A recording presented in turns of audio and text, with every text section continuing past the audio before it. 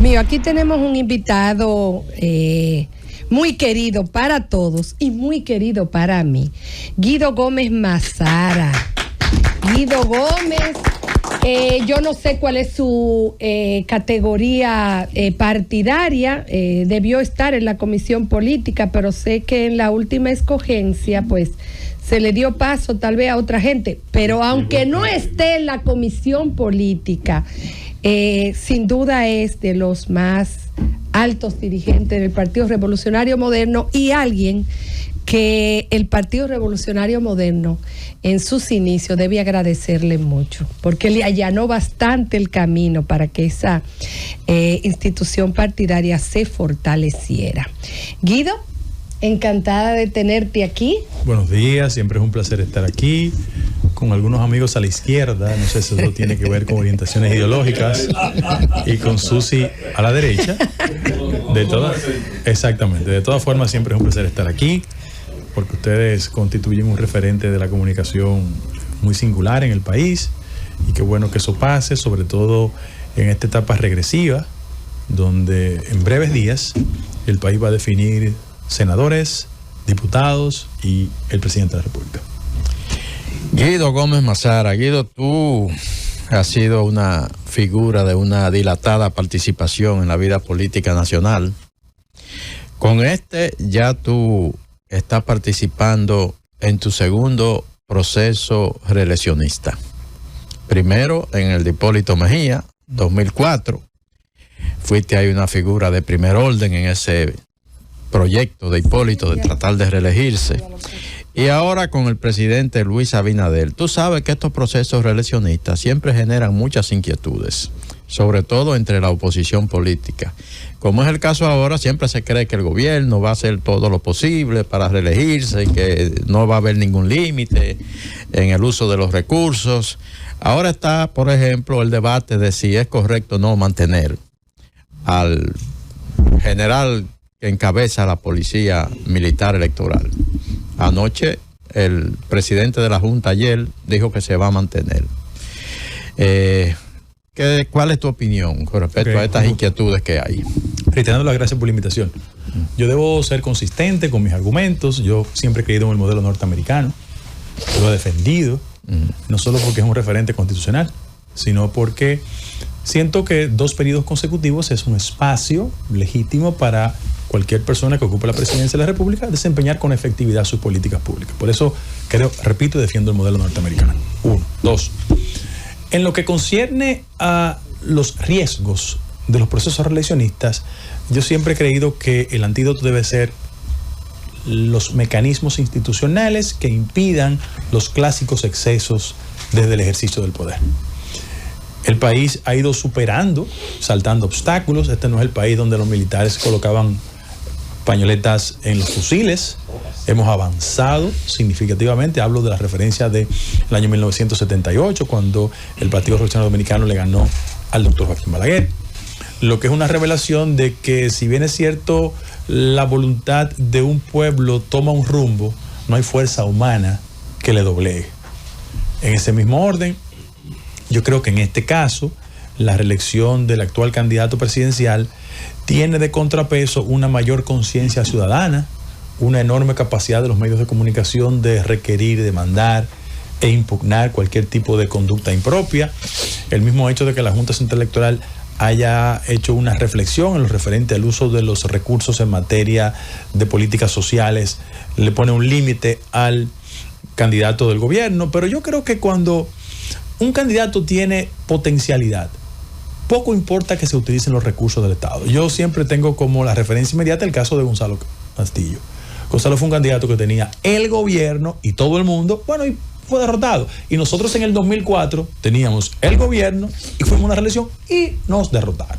Ahora, en lo que concierne a las valoraciones que hace una parte de la oposición, eso es lo democrático, eso es lo legítimo. Sin embargo, yo quiero hacer algún tipo de reflexiones porque he encontrado algún nivel de impugnación. Yo no estoy de acuerdo con alguien que ha dicho que la Junta Central Electoral está arrodillada al gobierno. No estoy de acuerdo con eso. Sobre todo las cosas por los precedentes frescos que hay en el país. Yo soy hasta recusable a la hora de hablar de Román Jaques. Hemos sido profesores juntos, le tengo aprecio y cariño. Tengo mucho que ni lo veo, ni intento verlo, por un problema de prudencia. Pero yo debo garantizarle al país que cuando Román Jaques salga de la Junta Central Electoral, no va a ser activista de ningún partido político. El país tiene esa tranquilidad. En ese mismo orden, debo recordar quienes ocuparon responsabilidades en el ámbito del Tribunal Superior Electoral. En otros periodos, hay gente que ha salido del Tribunal Superior Electoral a ser activista de campaña. Y llegó ahí, desde la Cámara de Diputados, a ser titular. Entonces, la gente tiene el legítimo derecho a hacer los deslindes.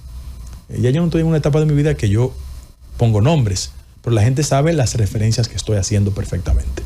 Sin embargo, usted puede evaluar a todos los titulares de la actual Junta Central Electoral y ninguno ha tenido militancia política activa. Ninguno. Y eso es bueno, eso es saludable. En ese mismo orden, yo debo confesar que el jefe de la Policía Militar Electoral, bajo ningún concepto, es una persona que actúa más allá de los límites propios de su designación. Hay una actitud contra el titular que es más una excusa producto de un relato que se está construyendo para, en el futuro, resultados electorales adversos, buscar un sinnúmero de argumentaciones. Yo, al general Otaño, debo decir que las referencias que tengo de él es que es un militar correcto, que tiene una hoja de vida larguísima. Ahora, hay mucha gente que quisiera que fuera jefe de la Policía Militar Electoral Cáceres, pero no puede ser. Hay mucha gente que quisiera que otro Crispín fuera jefe de la Policía Militar Electoral, pero eso no se puede. Yo lo que creo es, lo que tienen que hacer los partidos políticos es competir con energía, con responsabilidad y garantizar resultados electorales de todo conocido, sin ningún tipo de impugnación, y que dejemos trabajar la Junta Central Electoral. Este país tiene el nivel de madurez suficiente para hacer una evaluación de los actores políticos. No es verdad que en el siglo XXI la sociedad, los medios de comunicación van a permitir los excesos clásicos que eran propios de otras épocas. Yo quiero que alguien me diga, de verdad, yo por ejemplo soy responsable de Moca, Salcedo, Contigo, Nao y La Vega. Yo nunca he tenido que hablar con ningún funcionario de la Junta Central Electoral, nunca he tenido que hablar con un miembro de la Policía Militar Electoral. Doy como información que nosotros, el día previo a las elecciones municipales, hubo un incidente en Fantino, 4 heridos, no sé si ustedes recuerdan, y cuando fuimos allá, quien nos atendió era un militar, no lo conocía, tomó las providencias del lugar y no hubo resultados lamentables.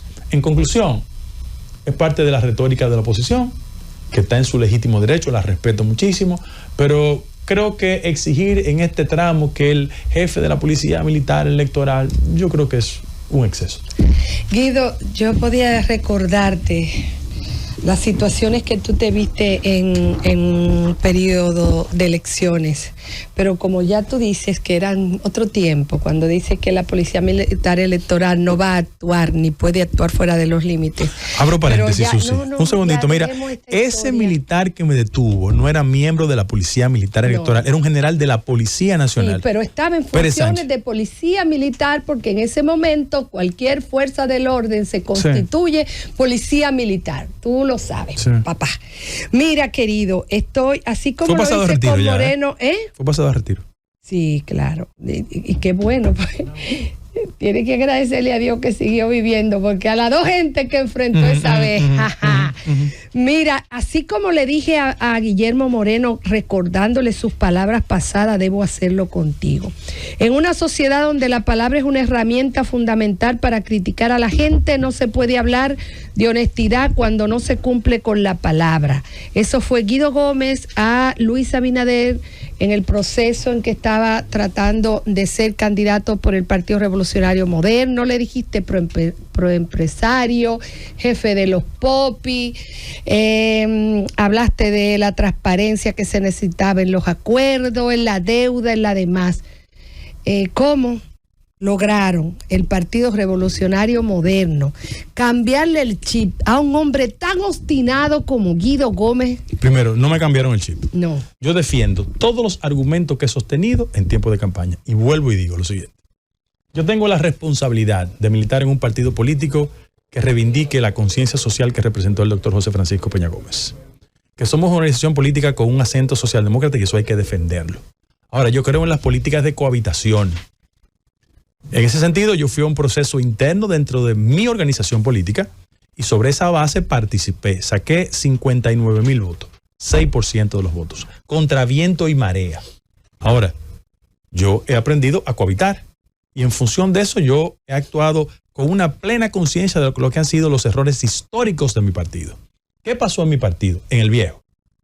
Bueno, que alguna vez, no sé si es bueno de por la mañana recitar poéticamente a Becker, pero hubo un político de mi partido que dijo: tu palabra van al aire y mis lágrimas van al mar. Cuando un amor se muere, ¿sabes tú dónde va? Y le dio una puñalada trapera al candidato presidencial.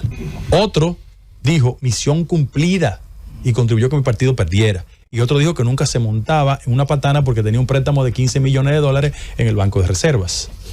El juicio de la historia, ese tipo de conductas, yo no quiero transitar ese camino. Y por vía de consecuencia, todo el mundo sabe que yo no le hipoteco mi cabeza ni a Maximiliano Gómez que revió. Ahora, sería muy deslucido de mi parte, yo, en nombre de la visión crítica que tengo sobre lo que debe ser el partido y la gestión de gobierno, cerrar filas con el contrario. Y que yo he dicho siempre, lo digo en mi demarcación, el peor de lo de nosotros es 1000 veces mejor que un adversario político. Y en función de eso yo he hecho mi trabajo político y mi responsabilidad. Y todo el mundo en el partido, en el gobierno, sabe que yo tengo conciencia crítica. Por ejemplo, hay cosas de la próxima administración que si con la gracia de Dios y el voto ganamos, yo la voy a defender. Te voy a decir una. Yo estoy totalmente satisfecho cuando yo me muevo en Las Sabinas, por ejemplo, un distrito municipal casi llegando a la República de Constanza, o me paro en Tireo y veo que el programa de transportación de los infelices de este país lleva a los muchachitos de 4, 5, 6 años, los recoge y los lleva a su casa. Yo reivindico eso. Cuando yo me paro en el distrito municipal que se llama Hernando Alonso, eso allá en Sánchez Ramírez, y veo que el SENASA ha sido capaz de generar un nivel de cobertura a más de 2 millones de personas, y esos pobres infelices van y están con un tipo de ventajas desde el punto de vista social, yo estoy totalmente de acuerdo con eso. Ahora, yo le he dicho al presidente de la República, pública y privadamente, ¿tú ves los programas sociales? Eso. Yo creo que la tarjeta tiene que ampliar el radio de actuación. La mayoría de la gente que en este país tiene dificultades y no puede acceder por un problema de salud a las farmacias ordinarias, yo quisiera que las tarjetas se expandieran para que cualquier infeliz que tenga cáncer de mama, problema de diabetes, pueda con esa tarjeta ir a las farmacias populares. Yo creo en ese tipo de cosas, pero en ese mismo orden. Yo voy a defender contra viento y marea mis convicciones, sin importar que estemos en el gobierno o fuera del gobierno. Yo soy un tipo en eso coherente. Cuando terminó el proceso interno y el presidente se juntó conmigo, yo le dije: no, pero tú no tienes ni que hablar conmigo, yo no tengo ningún problema. Me dijo: no, Guido, yo creo que tú me ayudas en el Cibao Central. No hay problema. Le dije: mira, yo creo que hay que hacer esto, aquello y lo otro. Y lo único que he encontrado en él diciendo: sí, dale para allá. Entonces yo creo que eso ha sido una actitud de respeto y consideración. Por hipotecar mi cabeza, Susi, a nadie. Porque a mí la fiebre por un puesto público me pasó hace 25 años. Yo no tengo problema con eso. Ese caso lo sabemos. Y Guido, tú hablas de que si Dios y el pueblo le da la oportunidad de que el presidente siga en el próximo periodo, a mí me gustaría saber, y el PLD, por ejemplo, cometió, yo diría que errores, dejando gente hasta 12 años en una posición pública. Y eso le pasó factura después. ¿Qué tú sugerirías en un nuevo gobierno? ¿Mantener toda esta gente del gabinete o algunos cambios para renovar, no? Al final de la jornada es una decisión del presidente, pero como sí, yo soy un libre pensador, que alguna vez me puso eso, yo debo decir lo siguiente. Cuando un funcionario, sin importar su jerarquía, dura más de 4 años en un puesto, eso genera callosidades institucionales. Y no actúan como gestores, sino como dueños de finca. Y eso produce algún tipo de hastío y falta de creatividad en la gestión. Repito, es una decisión final del presidente. Sí. Ahora, hay aspectos fundamentales hacia el tramo 24-28 que yo pienso que son importantes enfatizar. Por ejemplo, yo creo que si bien es cierto, la gente reconoce aspectos como crisis sanitaria y conflicto entre Ucrania y Rusia generó una perturbación en el modelo económico dominicano, que gracias a Dios, turismo, zona franca y remesa, hemos podido sobrevivir. Yo siento que hay aspectos fundamentales de la inversión del gobierno que tienen que ser reorientadas. Yo creo mucho en los modelos de formación técnico-profesional. Yo creo que las políticas educativas en el país han estado siempre orientadas, no solo en este gobierno, en otros, para un modelo de formación al típico profesional. Y el modelo económico dominicano requiere de otro tipo de herramientas. ¿Cuánta gente con destrezas idiomáticas tiene mayor posibilidad y potencialidad en un nuevo mercado laboral que el típico ciudadano que aspira a ser ingeniero, abogado o médico? Yo le voy a dar un dato. Yo no sé si ustedes, bueno, no sé cuánto tiene fascinación por la cocina, pero aquí cualquier chef tiene ingresos superiores a la mayoría de los profesionales. O sea, yo creo, por ejemplo, que hay que orientar ese modelo educativo. Mi hija es chef. Así. Ganó MasterChef 2019. Ah, bueno. Natalie Ramírez. Sí, pero para que tú veas que tiene una mayor potencialidad en el mercado en función de eso. Yo creo que el modelo educativo dominicano tiene que estar orientado en esa dirección, en ese mismo orden. A mí me preocupa, profundamente me preocupa, el tema de la relación con Haití. Históricamente aquí se ha abordado el tema haitiano desde una óptica de los extremismos. Pero el tema haitiano es una realidad que está ahí, tenemos que construir una relación. Afortunadamente hay un consejo presidencial que ojalá organice una transición con un nivel de racionalidad para que se registren elecciones en el caso de Haití. Pero mira lo que pasa.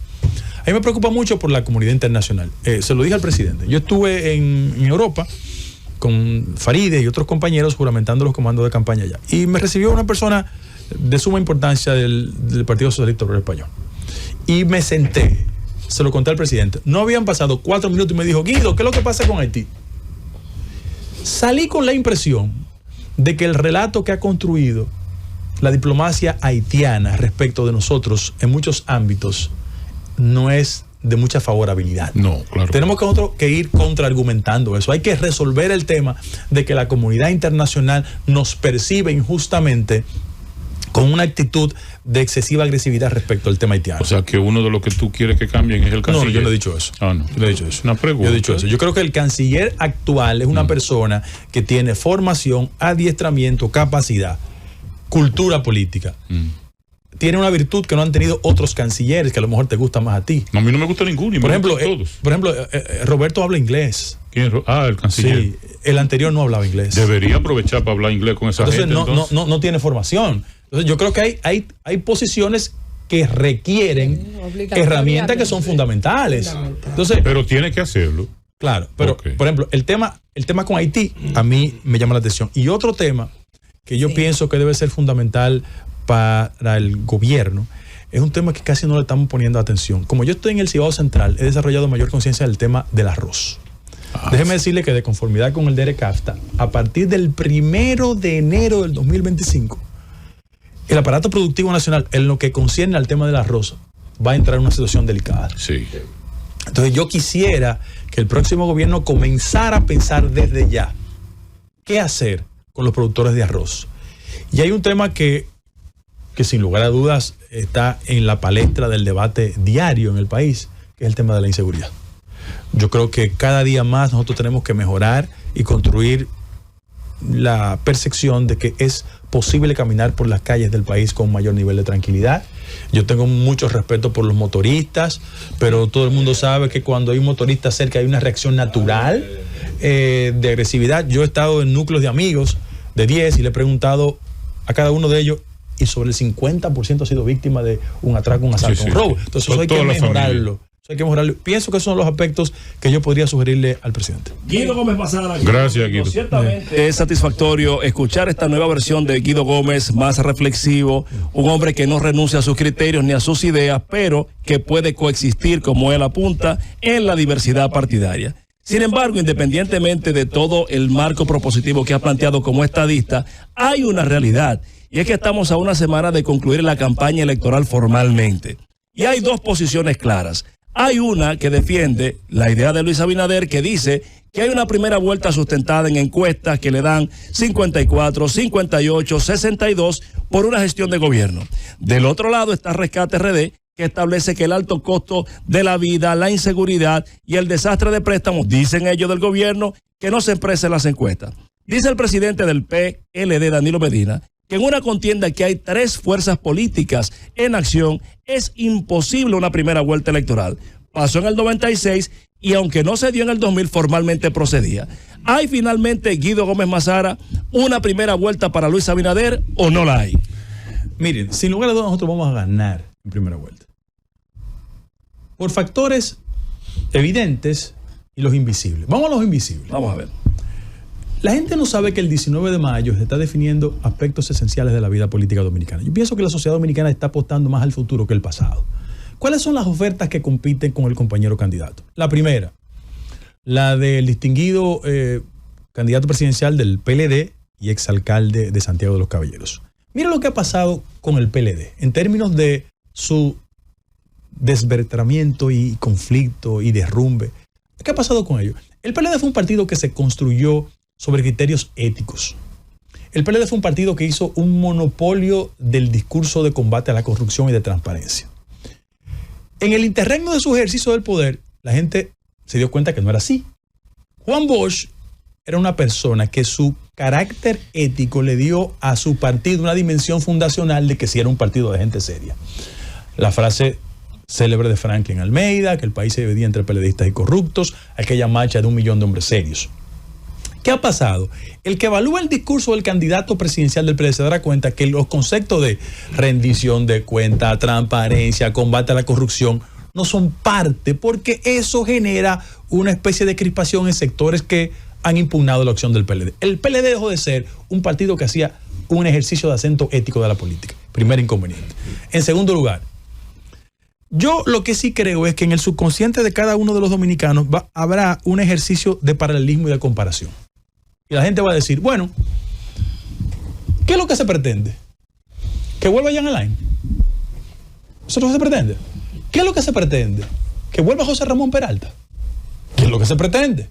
¿Que vuelva Gonzalo Castillo? O sea, ese es un ejercicio de comparación. ¿Qué va a hacer el ciudadano? En ese mismo orden. El caso de la Fuerza del Pueblo. Mira, todo el mundo sabe que yo soy amigo de Leonel Fernández. Eso lo sabe todo el mundo. Y lo defiendo, porque mis amigos lo tengo yo. Y lo demuestra. Nadie me puede imponer mis amigos. Ahora, ¿cuál es el problema? Yo lo traduzco en un hecho casi aritmético. El 19 de mayo del año 2024, Leonel Fernández va a tener 30 años en el centro de las aspiraciones nacionales. Él comenzó siendo vicepresidente de Juan Bosch en el año 1994. Entre el 94 y el 2024 han transcurrido 30 años. Las redes sociales no existían. El internet no tenía el impacto. Y yo, por ejemplo, que soy un amante del baloncesto, yo sé que aquí hay amigos que han jugado baloncesto. Yo estaba joven. A mí me parece la situación de Leonel Fernández como, o sea, Juan Marichal es un referente Cooperstown, una figura respetada por todo el mundo. Pero tú sacas a Juan Marichal a pichar ahora y le entran a palo. Primer referente. Segundo lugar, yo amo el baloncesto.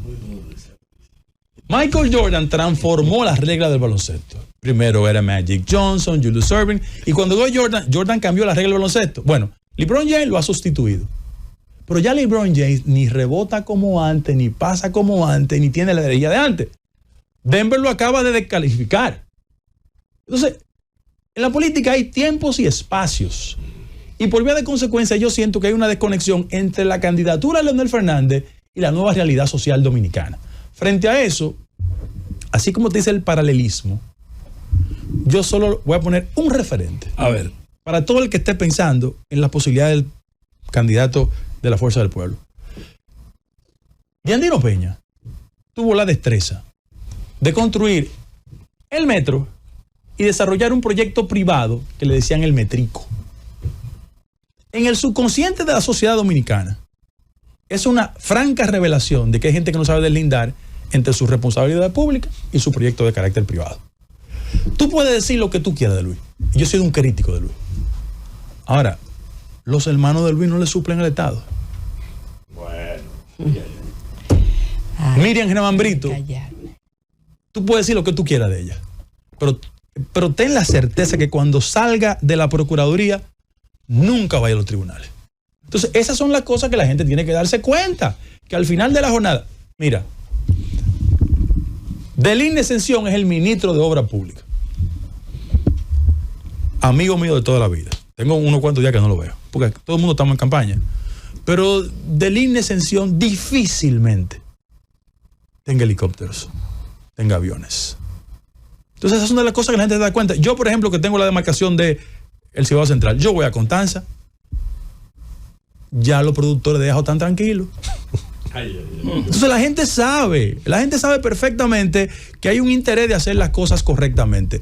Bueno, hacer el gobierno no es un ejercicio químicamente puro. Hay imperfecciones, hay cosas que tenemos que mejorar. Yo creo que esta es una sociedad que tiene que desarrollar un modelo económico donde pocas manos no concentren tantas riquezas. Por Dios. Porque el tema de la inequidad social es un tema terrible. Ustedes interactúan en un mundo popi, ¿no? Pero incluyese. Pero los popis están de ahí para allá. Esos cuatro. Pero nosotros señores, somos la plebe. los niveles de inequidad social en este país son terribles. Nosotros no. Yo, por ejemplo, tengo 2 hijas. Una mayor y otra menor. Yo estaba leyendo estadísticas sobre el tema de embarazo en las adolescentes. Es un tema terrible. Entonces, yo quiero ser parte de un partido que cuando llegue al gobierno piense en ese tipo de cosas. ¿Cómo cuando llega el gobierno? Sí. Cuando llegue el gobierno. No está en el gobierno tu partido. No. Ojo. Que cuando las políticas del partido se implementen del gobierno, no estoy diciendo que no hemos llegado al gobierno, ese tipo de cosas se Pero priorizan. tú sabes que yo no. Sí. No, tu militancia te obstruye algún tipo. Y la tuya no. No. Aguanta. Es que yo. La tuya te abre el camino. No, lo que pasa es que yo soy. La militancia que tú has manifestado aquí te abre el camino. De polarizar la conversación pero entre Fernando, los invitados Fernando, para intervenir 50 y 70 No, pero veces. y hasta 100. Fernando es un amigo mío, pero te voy a reproducir. 100 veces. Le voy a reproducir un argumento. ¿Cuál? Ey, Con Fernando. aguanta que falta poco. Guido. Porque ahora- yo te voy a reconocer uno a ti. Guido, mira. Yo te voy a reconocer uno a ti. Manuel Bien que te Conde. quiero, hermano. ¿Eh? Bien que te quiero, Corresponde. El cambio, sí. ¿Cómo que dice Luis? Guido, quisiera una evaluación tuya ya del nivel senatorial y de diputado, porque el resultado, creo, presidencial no hay manera de discutirlo. Las encuestas están ahí, es un método científico. Quisiera que nos enfocaras en el territorio que tienes asignado, qué cosas debemos esperar en esos 2 niveles, pero además no quiero desperdiciar tu participación, quisiera que nos evaluaras cuál debería ser el rol de ese Congreso que va a tener un dominio principal el partido de gobierno. Ok, con gusto. Miren, en las 5 plazas donde estamos mejor es en Moca, provincia de Espaillat. 80 y tanto. Ay, Julieta. Lo que va a hacer Carlos Gómez ahí es una locura. No es bueno decirlo, porque eso genera también como una conducta anestésica y los compañeros no salen a hacer el trabajo, pero estamos ultra bien allá. Estamos ultra bien en Sánchez Ramírez. También. No, si la fuerza de la logística fuera el factor de éxito, el presidente fuera Gonzalo. No Luis Abinader. Toma, Fernando. No Luis Abinader. Guido, tú Entonces, eres un veterano. Ya yo te expliqué cuál es la No, pero ese es mi hermano. forma. Ese es mi hermano. Pero mira, Y este es tu enemigo No, que no, te soy preguntó. no, compañero, ¿Y tranquilo. aquel es tú? Yo no necesito protagonismo, tranquilo. Entonces vamos a responderle a Conde. además déjame decirle una cosa, ahora que tú me planteas eso, también desde el punto de vista estratégico la oposición ha sido errática.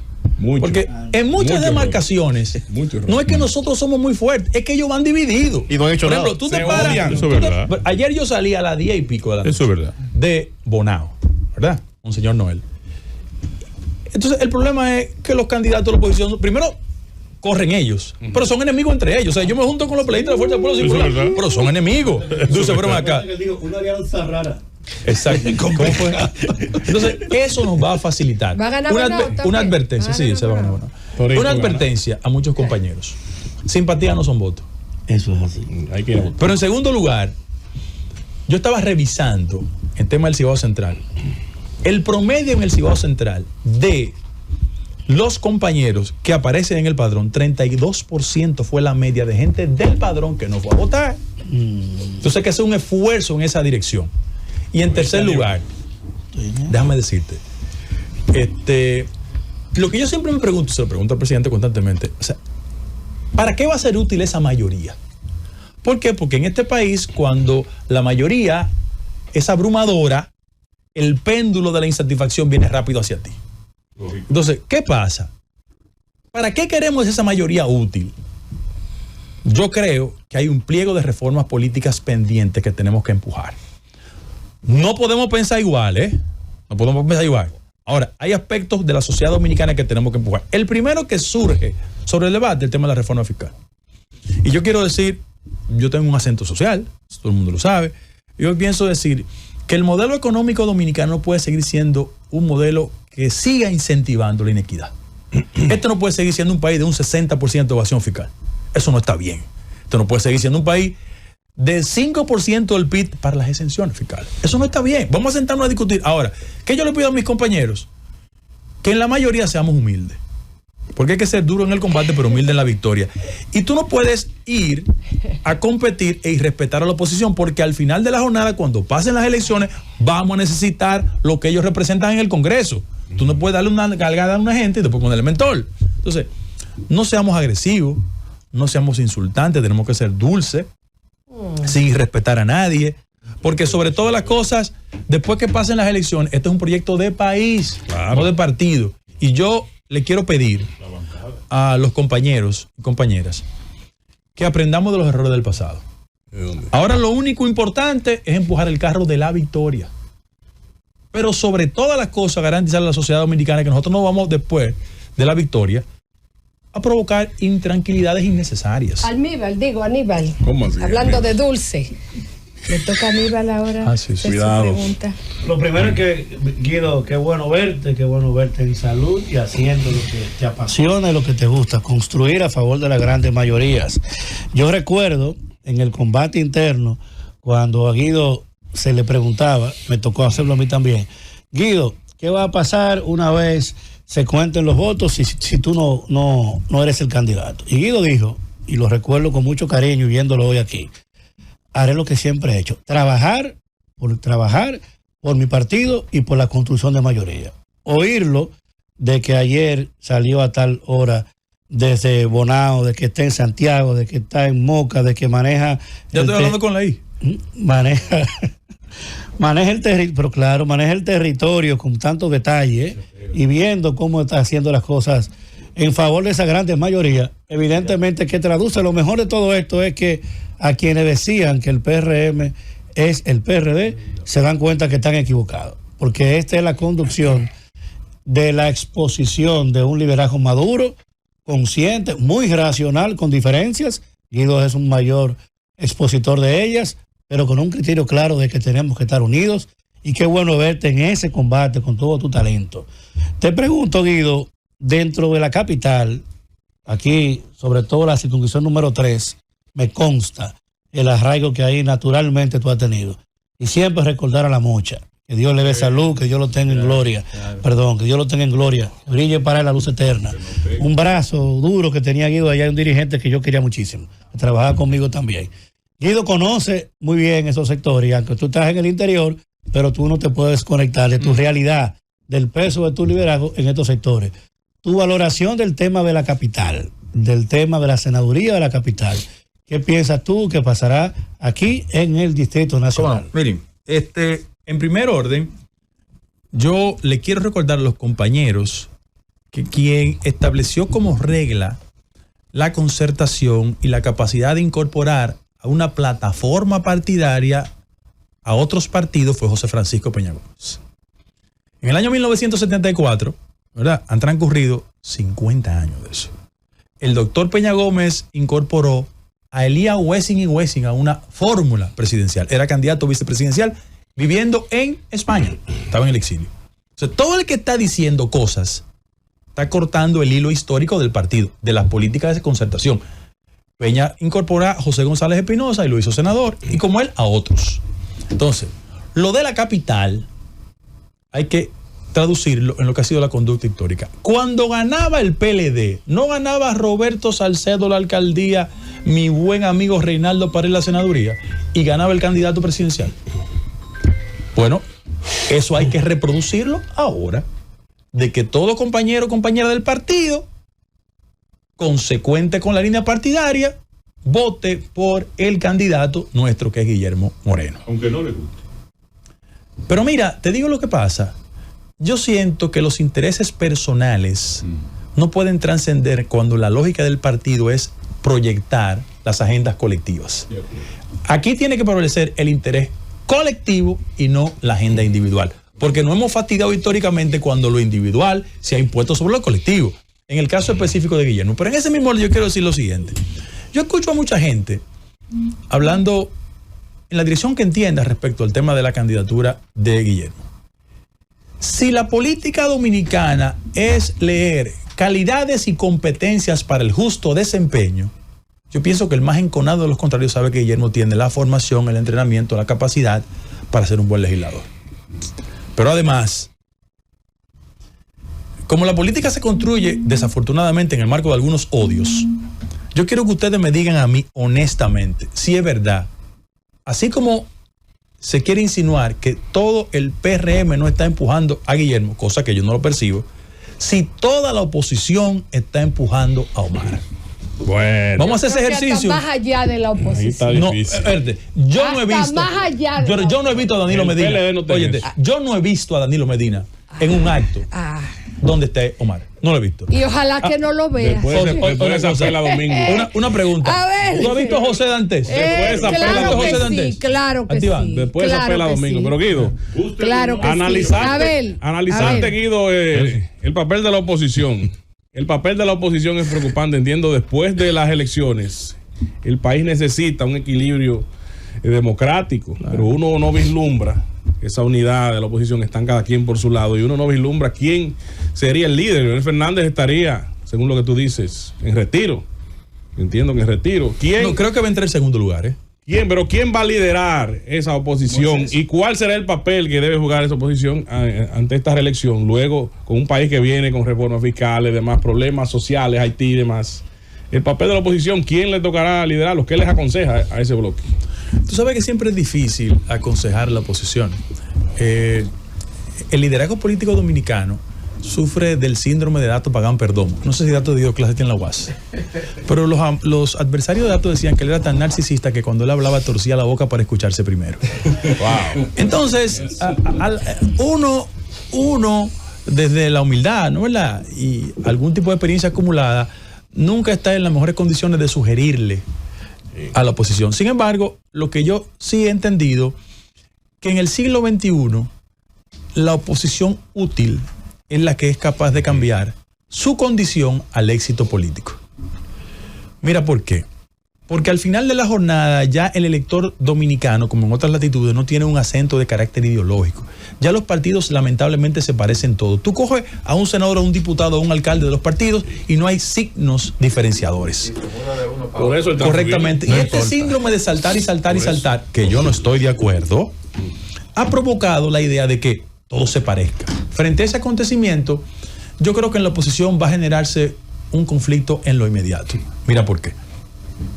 En la oposición, en el caso del PLD, yo proyecto que ahí comienza un Abel validándose hacia futuro y con unas competencias y unas potencialidades internas ahí. Y un Danilo Medina que tiene constitucionalmente un impedimento, pero tiene capacidad de maniobra.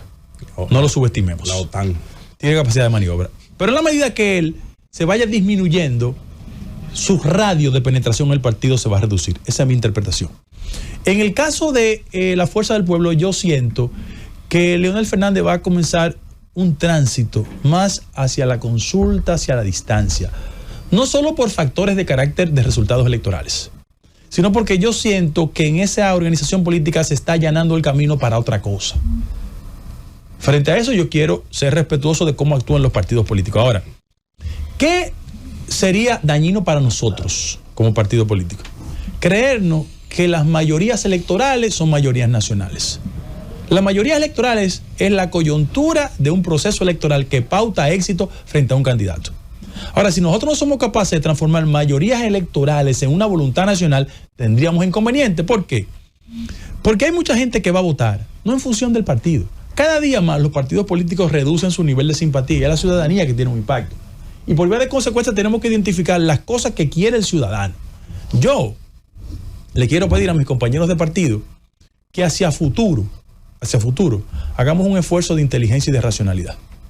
Y que pensemos que la jurisprudencia funesta fue la siguiente, que todos querían aspirar al mismo cargo al mismo tiempo. Y gente de tanto talento y de tantas condiciones debió ser y no pudo ser por el nivel de irracionalidad. O sea, ¿cómo es posible que Jacobo no fuera?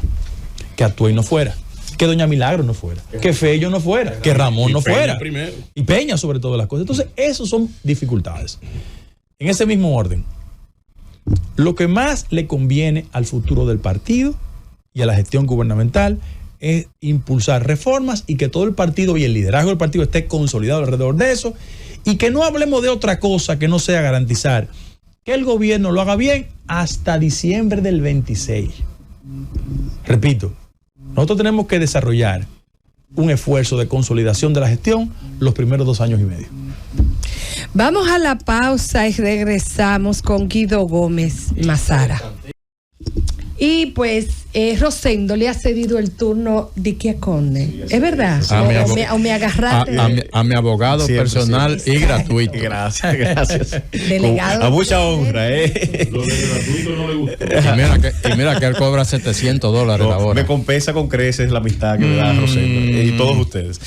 Guido, nos quedamos truncos en la respuesta y yo sé que te quedaste con el ánimo de continuar desarrollando las reformas que tú prevés se debe realizar desde el Estado Dominicano con esa mayoría que el pueblo dominicano va a concederle al partido de gobierno.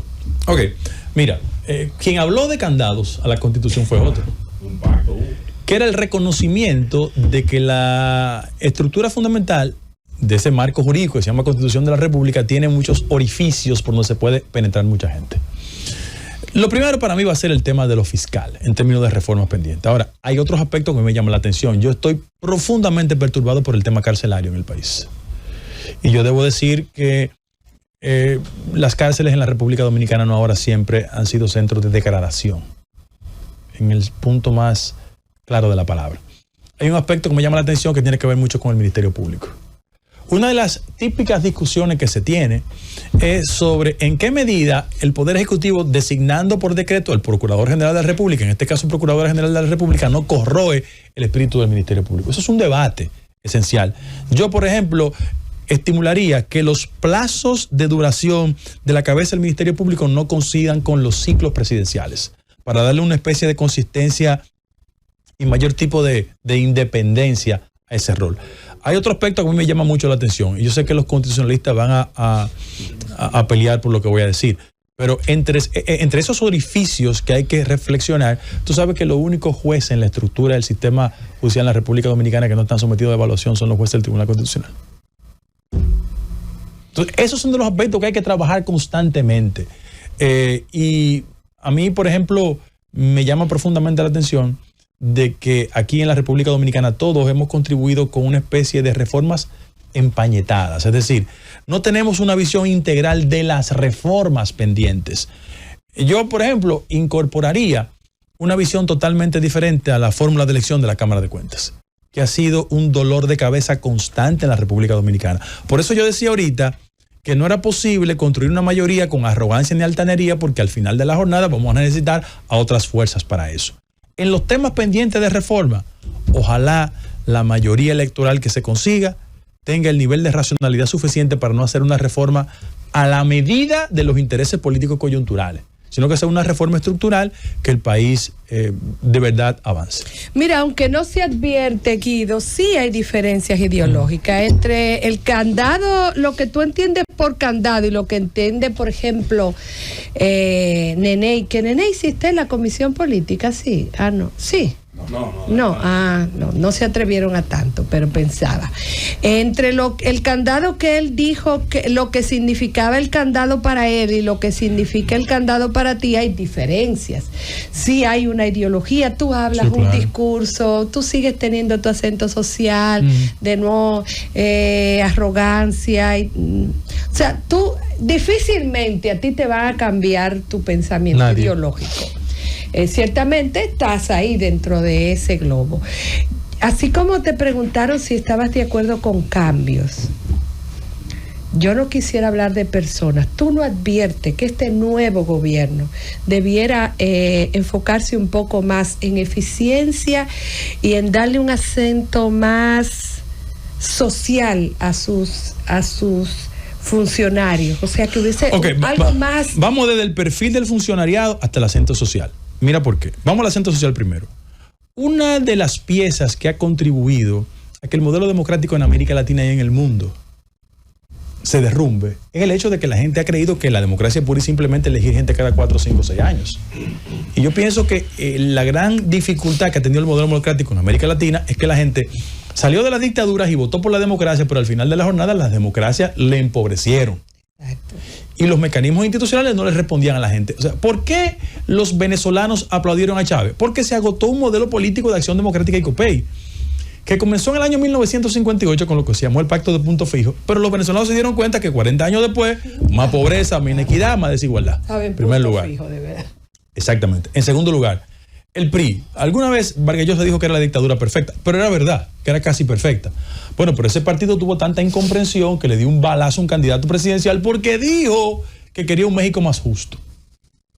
Entonces, fíjate que las élites políticas siempre han obstruido la posibilidad de que los partidos políticos le respondan al interés de su dirección media y su base del partido. ¿Qué yo creo? Yo creo que el partido tiene que moverse hacia los sectores liberales. ¿Por qué? Porque el espacio conservador de este país lo cooptó en gran medida el PLD porque lo heredó de las fuerzas sociales de Balaguer. Claro. Balaguer fue, y lo voy a invitar a la publicación de un libro que tengo el 26 de julio, que se llama La Transición Democrática en la República Dominicana. Primer tomo, 1966-96, que es Roberto Casá, que me empujó eso mucho. Y lo voy a hacer después de las elecciones. Mira lo que pasó. Cuando el PLD recibió como herencia las fuerzas sociales y electorales del Partido Reformista, se movió hacia los sectores conservadores. Y nosotros en el partido, hablo de viejo partido, cometimos un error táctico. En el 2007 preferimos a alguien porque tenía dinero y no acompañamos a la que ideológicamente le podía dar consistencia al partido. Entonces, todos estábamos compitiendo en la franja conservadora. Es como alguna vez, mi querido amigo Tony Raful, en la intención de saborear la candidatura de Magluta, dijo, Magluta era un Balaguer joven. Bueno, pero si Balaguer, había un Balaguer joven y estaba Balaguer, la gente votó por Balaguer. Entonces, nosotros hemos cometido errores tácticos. En este sentido, yo pienso que mi partido tiene que hacer un mayor esfuerzo para darle consistencia social a su relación. Desde el partido, primero, que el sentido de militancia tenga una orientación. Conde tiene esa responsabilidad. Pero un partido político en el poder no puede ser un partido que no tenga una escuela de formación política, donde sistemáticamente orienta a la gente para que defienda en la esquina, en el colmado, en el callejón, en el municipio, que fue una de las cosas de la política. Fue una de las cosas que no heredó el PRM del PRD, que sí tuvo una escuela de formación política, sí, que funcionó. Abortada al final. Abortada pero final, funcionó bien. Pero ese PRD ideológico era doña Ibelice, claro, era Tirso, pero no era Hugo. De eso. Entonces, el partido tiene que devolverle a la gente la idea de que militar en una organización política no aspira a diputado, regidor, alcalde. Que enseña las cabezas no tienen formación política. No sé, bueno, pero frente a eso, yo pienso que lo importante de nosotros, más que pensar en cabeza, es pensar en un partido que va a sobrevivir más allá de la cabeza. En otro orden. Mira, cuando una sociedad anda desideologizada, que es el caso de la actual, la fuerza del dinero camina tanto que derrumba la forma de hacer la política. Aquí hay que devolverle a la política la idea de que ustedes es un funcionario que se valida por el voto popular, por su concepción, por su capacidad de servicio. ¿Por qué? Porque estamos llegando a un momento en que el esfuerzo del dirigente no vale la pena porque encuentra a alguien que por la fuerza de los recursos se impone sobre la política.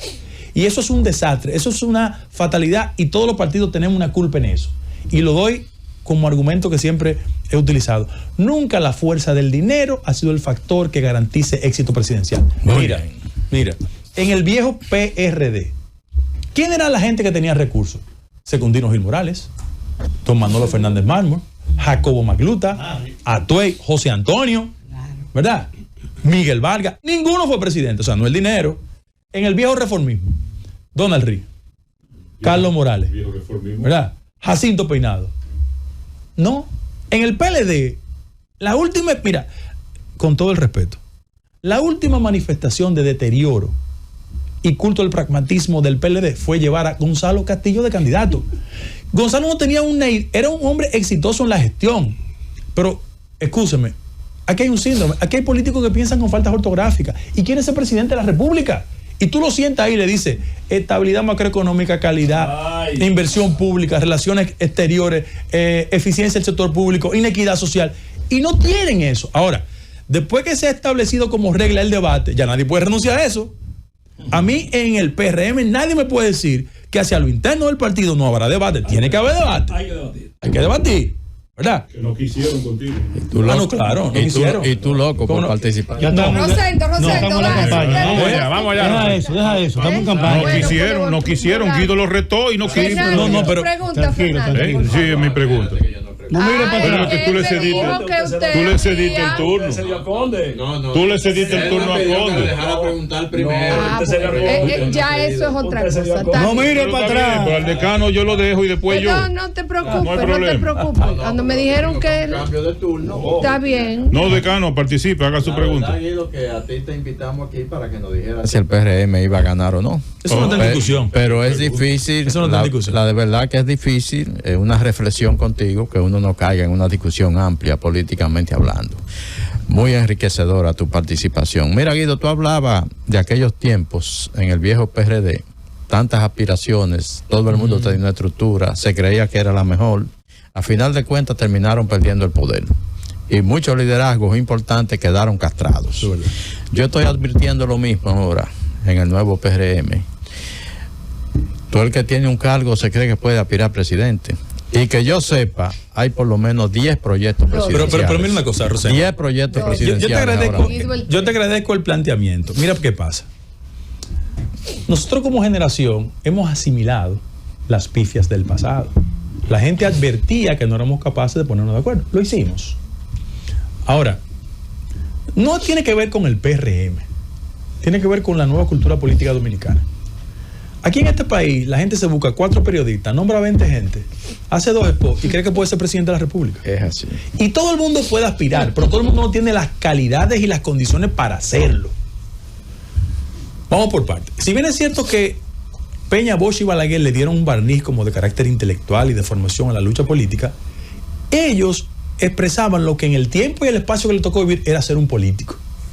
O sea, Peña, Bosch y Balaguer tenían una formación, una visión ética, y tú te asociabas en función de lo que tú pensabas de ellos. Ahora, como el culto del pragmatismo ha generado una especie de festín, lamentablemente muchos compañeros están creyéndose de forma equivocada que el que maneja un presupuesto es exitoso. Vamos a hacer los recuentos. Leonel Fernández había nombrado a alguien antes de ser presidente de la República. No, a nadie. Danilo Medina se fue 7 años del gobierno. Se fue. Hipólito Mejía fue ministro 78-82 y volvió en el 2000. Y Luis Abinader no tuvo un puesto público antes de llegar. Entonces, el que crea que desde una nómina pública va a hacer carrera, está equivocadísimo. Eso no es verdad. El político del siglo XXI tiene que tener un mensaje, carisma, condiciones y conexión. No hay ahí. Pero, sí, hombre, en el partido hay muchísimo. Todos tienen condiciones y talento. Además, son muchachos y muchachas decentes y correctos, que hacen las cosas bien. Tú no puedes cometer el error de reproducir los esquemas que nos condujeron a la desgracia hace 15 o 20 años. En el partido hay conciencia de eso. Y yo creo que la mejor forma de favorecer el ambiente de la gestión que habrá de iniciarse el próximo 16 de agosto es hacer cualquier cosa menos pensar en, desde una posición pública, apostar a un proyecto de carácter presidencial. Eso le da tranquilidad a la gestión. Y peor aún, hay actitudes y comportamientos que no nos ayudan. Si usted en este tramo final de la campaña le quiere hacer un daño a las posibilidades electorales del partido, compórtese de forma arrogante y prepotente. ¿Qué es lo que hacen estos compañeros con 10 y 12 guardaespaldas, con walkie-talkie y cosas? Pero eso nos daña a nosotros. ¿No, verdad? ¿Qué hacen los compañeros andando con 44 jipetas? Eso nos daña. Eso le generó una impugnación al PLD. Yo recuerdo a un funcionario famoso del PLD que era reconocido porque a la 1:30 de la tarde estaba en restaurantes. Almorzando y bebiendo vino. Habían dos que cerraban. Ahí en la Independencia. Entonces yo le pido a los compañeros y compañeras que eviten ese tipo de actitudes, porque el ciudadano se crispa y eso nos daña. Yo apelo al buen sentido de la racionalidad de que no hagamos eso. Aquí la memoria se le quedó en el pasado. Yo he visto algunos Nada más en unos restaurantes del Piantini. Todo lleguido.